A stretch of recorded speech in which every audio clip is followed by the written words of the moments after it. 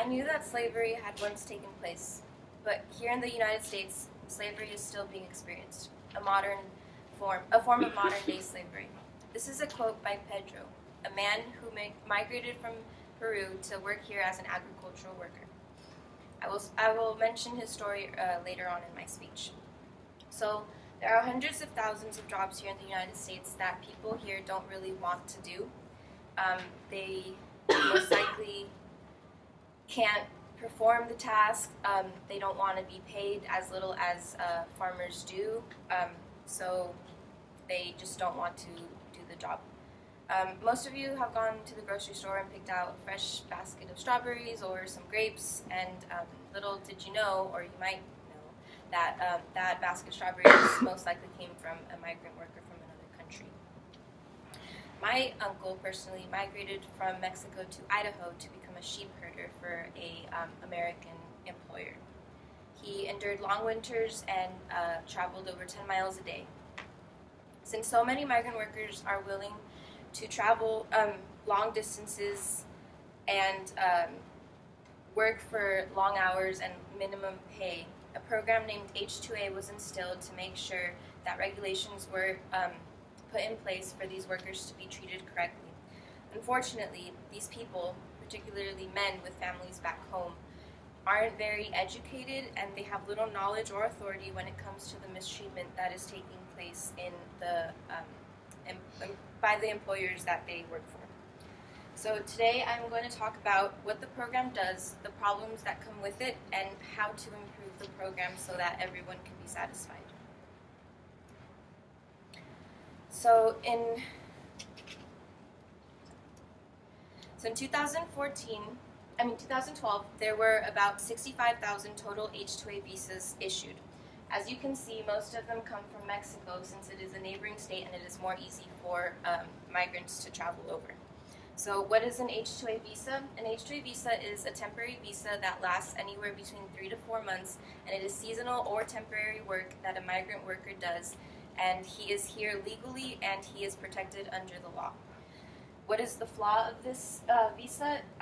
Since migrant workers aren't very well educated and they don't necessarily know the laws behind the program, it is very easy for the employers to manipulate them and lie to them about what they're going to get paid, how they're going to be treated, how long they're going to work for, etc. So a study on mental health of Mexican workers proved high levels of stress in situations where workers are under a lot of, or where they are working in like high temperatures, or they aren't given fresh water, or they don't have proper living conditions, because some workers do live on the site and it is necessary for them to be given proper food and water for them to be healthy. So again, back to Pedro.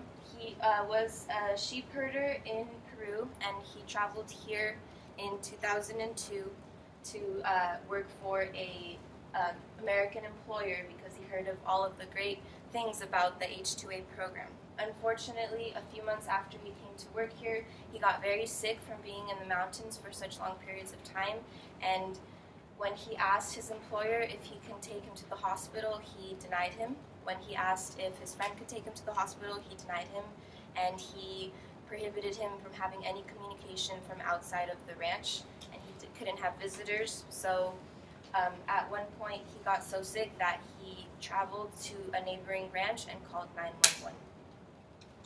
So as you can see with this story, it is clear that many workers don't reach they aren't able to contact police when they are being treated poorly, so that they can better the treatment and create punishment for the employer.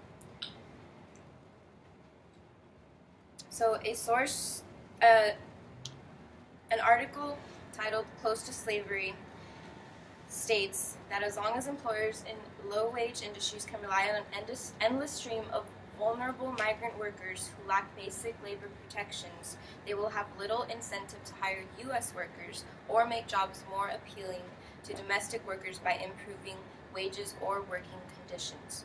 So although there is medical care instilled within the program for these workers, they're not very instilled within the ranch itself or wherever the worker is working. So they have very little power when it comes to getting injured on the site or needing more water or needing a break, because if they do, I guess, complain to the employer, it is very easy for the employer to kind of label the worker as not as label the worker as someone who is not willing to do the job, and they can easily find someone else to do the job for them.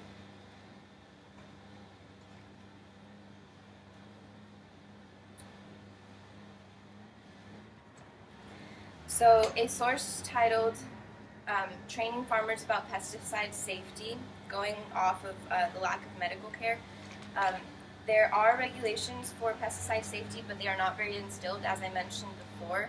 So many workers are prone to diseases by pesticides, and again, because of the lack of medical care that they have, it is easy for them to get sick and not be aware of the power that they have over the employer.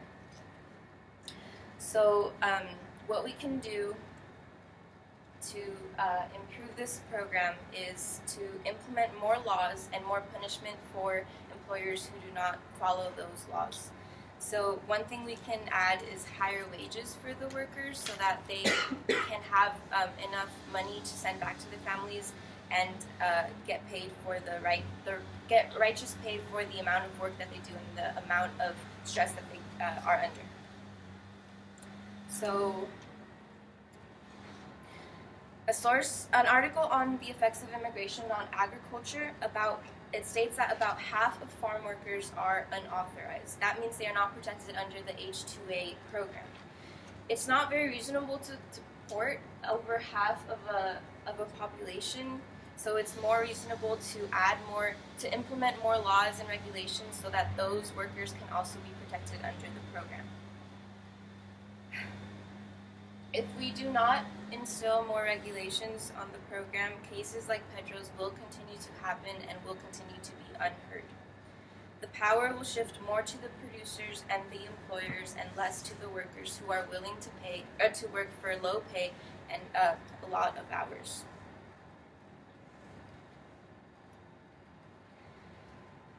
So if migrant workers stop doing these jobs, as you can see, they're very labor intensive. No one else is going to do them for that cheap. A report called No Way to Treat a Neighbor states that many U.S. workers are not offered available jobs at H-2A employers or are quickly forced to quit. So this shows that American workers can get hired, but usually are forced to quit because they demand too much pay and they complain too much, and they have usually more education than migrant workers, so they are able to go to the law when it comes to mistreatment. So if employers want cheap labor, they have to be, or if conditions don't improve, the percentage of migrant workers goes down, and again, as I stated before, no one else really is willing to do the job, so it is very important for the conditions to improve so that we can continue to run this program smoothly, or we can begin to run this program smoothly. So what actions can we take? The most important is awareness. So people don't usually see the poor treatment that these migrant workers undergo. It's usually just a quick drive by a highway and you see a bunch of workers out on the fields. So it is important that we make the public aware of the problems and give more power to the workers and less to the employers when it comes to the mistreatment. A study on migrant labor reminds us that migrant labor is a supply, not a demand. We cannot demand cheap labor because that would be inhumane, and inhumane things are happening today in the industry. So it is important that we understand that labor is not required by these people, but it is that they are volunteering to come here to work, and so they should be treated correctly. Another thing that we can instill in the public is education. So an article on migrant rights states that the ability to claim rights denied to some groups of people depend on their knowledge of legal framework, communication skills, and support from others. So more education in the migrant workers can equal to less treatment, and employers are less likely to repeat the mistreatment in future cases because of the repercussions of their actions.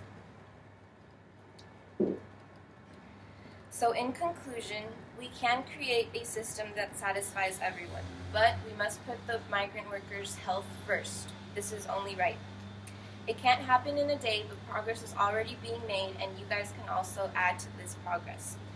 A website titled farmworkersjustice.com has advocacy for a future instillment of more regulations, and you can email or contact these the council of this website so that they can further improve the conditions of these workers.